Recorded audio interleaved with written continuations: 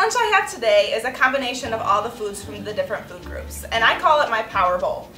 So for my veggie, I start off with my base of some sort of greens. This is kale today. I might do spinach or spring mix, any sort of the greens.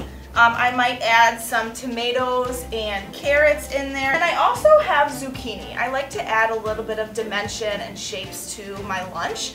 So I'm going to actually spiralize my zucchini. Next up for the grain group, I have chosen quinoa. Quinoa is a whole grain. It's high in fiber, protein, magnesium, and folate. We want to make half of our grains whole grains. Whole grains are really important. It has key vitamins and minerals that have been shown to reduce your risk of heart disease, type 2 diabetes, and some forms of cancer. I've chosen two different types of protein. I did a meat, and this is about 3 ounces of grilled chicken.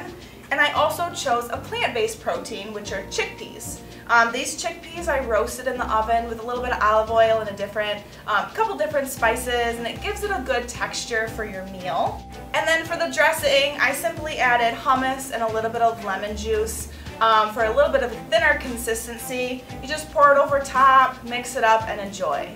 I also have some Greek yogurt and a serving of fruit. I'll probably eat these for a snack later on in my day, but I want to make sure I get these food groups as well.